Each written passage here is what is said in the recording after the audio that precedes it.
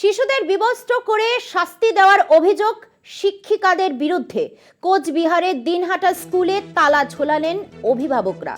শিশুদের প্রহার করার অভিযোগ অস্বীকার সংশ্লিষ্ট শিক্ষিকার। অভিযোগের ভিত্তিতে ঘটনার তদন্তে স্কুল পরিচালন সমিতি। আপনাদের আরও একবার জানিয়ে রাখি, কোচবিহারের দিনহাটার স্কুলে অভিভাবকদের বিক্ষোভ। শিশুদের প্রহার করার অভিযোগ অস্বীকার সংশ্লিষ্ট শিক্ষিকার। শিশুদের বিবস্ত্র করে শাস্তি দেওয়ার অভিযোগ শিক্ষিকাদের বিরুদ্ধে। কোচবিহারের দিনহাটা স্কুলে তালা ঝোলালেন অভিভাবকরা। শিশুদের প্রহার করার অভিযোগ অস্বীকার সংশ্লিষ্ট শিক্ষিকার।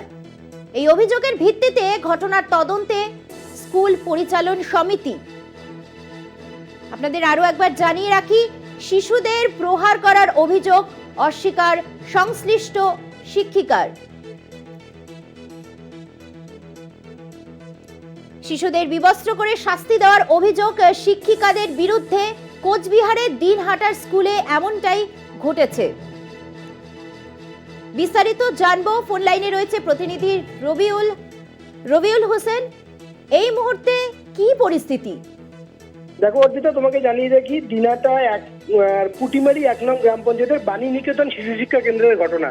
ওই স্কুলের যে ছোট ছোট বাচ্চারা রয়েছে তাদের এবং তাদের অভিভাবক যারা রয়েছে তাদের একযোগে অভিযোগ, গতকাল সেই স্কুলের শিক্ষিকা যিনি রয়েছেন অনিতা রায় অধিকারী, তিনি স্কুলে যখন আসার পর যথারীতি 2টি পিরিয়ড নেন এবং তারপর শিক্ষিকা হঠাৎ বলতে থাকেন যে তার যে মানিব্যাগ, সেই মানিব্যাগের চেন খোলা রয়েছে এবং সেখান থেকে সমস্ত রকম টাকা খোয়া গিয়েছে। আর তারপরেই কিন্তু তিনি একেবারেই সমস্ত ছাত্রদের বাচ্চাদেরকে ডাকার পর জামা কাপড় খুলে তাদেরকে তল্লাশি নেন এবং তল্লাশি নেওয়ার এক পর্যায়ে তাদেরকে বেধড়ক প্রহার করে এবং ছাত্ররা একেবারে তাদের হাত দেখিয়ে আজকে অভিযোগ করেছে যে ওই হাতেই কিন্তু শিক্ষিকা একেবারে বেধড়ক ভাবে মেরেছে। তারপর কিন্তু ঘটনায় যথেষ্ট রকম স্কুলে উত্তেজনা ছড়িয়ে পড়ে এবং তারপরেই বিক্ষুব্ধ অভিভাবক যারা রয়েছেন তারা শিক্ষিকার বাড়ি পর্যন্ত চলে আসেন এবং একেবারে ক্ষোভে ফেটে পড়ে সেই স্কুলে তালা ঝুলিয়ে দেয়। অপরদিকে তোমাকে জানিয়ে রাখি যে মারধরের যে ঘটনা, সেই ঘটনা কিন্তু শিক্ষিকা নিজেও স্বীকার করে নিয়েছেন। শিক্ষিকা জানিয়েছেন যে তিনি তার মায়ের ওষুধ কেনার জন্য টাকা নিয়ে স্কুলে গিয়েছেন। এক পর্যায়ে দেখেন তার মানিব্যাগে 1টি টাকাও নেই। তখন তিনি মিড ডে মিলের যারা রাঁধুনি রয়েছেন তাদের সহায়তায় বাচ্চাদের তল্লাশি নেন এবং এক পর্যায়ে তার পাশে যে 2জন বাচ্চা ছিল তাদেরকে তিনি মেরেছেন। কিন্তু শিক্ষিকা বেধড়ক প্রহারের বিষয়টি সম্পূর্ণরূপে অস্বীকার করেছেন এবং তিনি জানিয়েছেন যে শুধুমাত্র 2টি বাচ্চাকে অল্প করে একটু তিনি কিন্তু পিটিয়েছেন।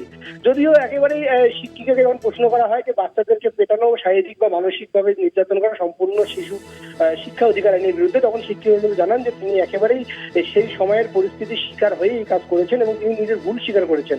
একই দিকে কিন্তু এই ঘটনার অভিযোগে দিনহাটা 1 নং ব্লকের সমিতি এডুকেশন অফিসার যিনি রয়েছেন তিনি কিন্তু জানান যে এই যে শিক্ষিকা যে বাচ্চাদেরকে মারধর করেছে সেই মারধরের খবর তিনি শুনেছেন এবং শোনার পর তিনি ব্যাপারটাকে নিয়ে যথেষ্ট উদ্গ্রীব রয়েছেন এবং খোঁজ খবর নিচ্ছেন।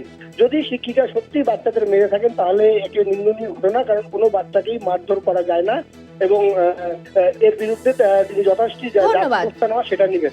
কথা বললাম আমাদের প্রতিনিধি রবিউল হোসেনের সাথে।